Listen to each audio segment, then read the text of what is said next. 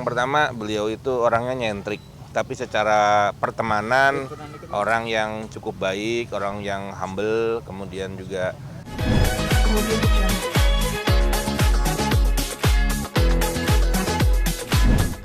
yang pertama, beliau itu orangnya nyentrik, tapi secara pertemanan orang yang cukup baik, orang yang humble, kemudian juga ya beberapa kali juga syuting bareng saya, ngobrol bareng saya, kemudian berburu yang aneh-aneh juga beberapa kali bareng saya, beberapa kali juga tirakatan bareng, beberapa kali juga berangkat keluar bareng. Jadi memang kalau saya dibilang kedekatan saya, ya saya dekat banget dengan beliau. Cuma memang pas beliau ini sakit, seperti hilang kabar. Kemudian dikontak susah, ketemunya susah. Tapi memang secara pribadi orang yang sangat baik. Terakhir komunikasi kapan Ki? Kira-kira? Terakhir komunikasi yaitu waktu beliau awal-awal sakit. Waktu awal-awal sakit itu komunikasinya doainnya lagi sakit, udah itu aja. Jadi saya nggak ada banyak ngobrol. Nah kemudian hilang kabar sampai sekarang saya kaget luar biasa. Ternyata informasi yang saya dapatkan mengagetkan sekali, beliau meninggal gitu. Ya kalau menurut saya apapun itu kadang-kadang penemuan hidup, penemuan jati diri itu kan proses berjalan, dan proses belajar itu kan tidak pernah putus sampai kita ke liang lahat.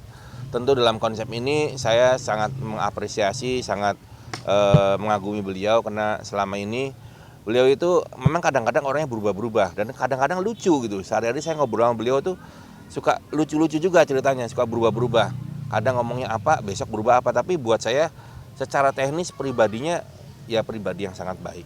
Kalau Ada Ustadz sempat sendiri cerita seperti nggak apa? sih? Ki? Kenapa?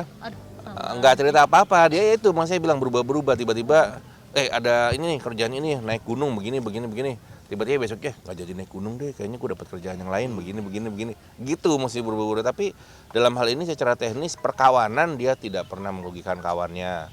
Jadi dengan kawan-kawannya selalu bicaranya sesuatu yang ngajakin kerjaan gitu, ini ada kerjaan bareng nih begini. Dan beberapa kali saya sama beliau ya kerja bareng begitu. Pak Ustadz Kalau sendiri, Ustadz seperti apa Ustadz melihat akhir hayatnya Ki Joko Widodo sendiri? Artinya saya mengikuti perkembangannya Ki ya. Ya. Artinya setiap anak ulu bani Adam khotoun wa khairul khotoin tawabun. Setiap anak Adam pasti ada salah dan dosa. Sebaik-baik salah dan dosa yang kita lakukan, maka minta ampun dan bertobat kepada Allah Subhanahu wa taala. Dan di penghujung akhir almarhum Ki Joko Widodo ini subhanallah. Artinya kita sudah lihat dengan kesaksian kita min akhiril khair beliau. Dan perjalanan beliau adalah tobat kepada Allah, berubah, introspeksi, muhasabah diri, dan ini sesuatu yang harus kita doakan. Mudah-mudahan almarhum diampuni dosanya, dimaaf kesalahannya, terima baiknya, dan ruhnya menjadi ya ayatuhan nafsul mutmainnah irji'i ila rabbiki radiyatan mardiyatan fadkhuli fi ibadi wa khuli jannati. Dan ini majlis taklim ini subhanallah ya Ki ya. Artinya yang beliau tinggalkan adalah amal jariyah. Artinya setiap anak Adam itu setelah meninggal in qata amalu kecuali ila salasa.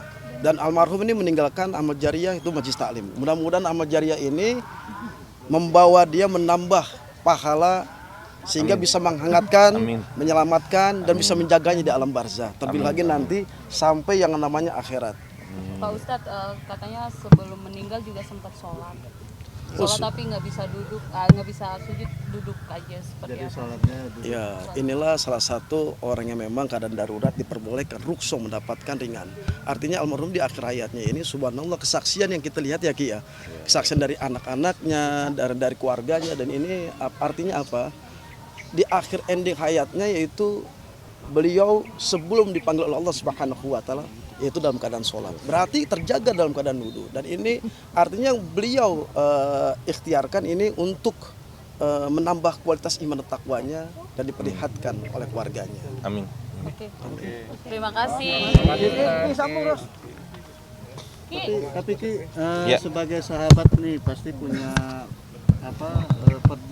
cerita masa lalu, artinya kenangan lah.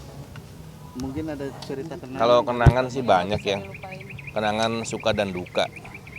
Jadi dia tuh ada kerjaan di luar tuh ngajak saya tuh, Ki Kusumo, gue ada kerjaan gini. Saya nggak bisa ceritain sih kerjaannya, tapi memang konyol juga gitu.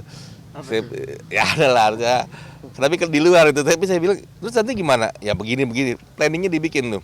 Nanti kita mulai dari ini. Oh ya oke. Udah siap-siap barang-barang berangkat tuh. Jadi itu adalah hal-hal yang saya tuh nggak bisa lupa gitu. Jadi dapat rezeki, dia ngomong tuh sama kawan-kawannya yang nggak dekat sama dia, dibagi nggak sendirian. Padahal sebenarnya kalau dia kerjakan sendiri pun bisa, nggak perlu ngajak saya. Tapi yang saya ingat adalah dia mau bagi sama kawannya, diceritain sama kawannya, ayo yuk yuk yuk katanya, kayak gitu. Dan waktu itu saya berangkatnya beberapa orang, itu ada saya dan 3-4 orang lah dengan kawan-kawannya semua.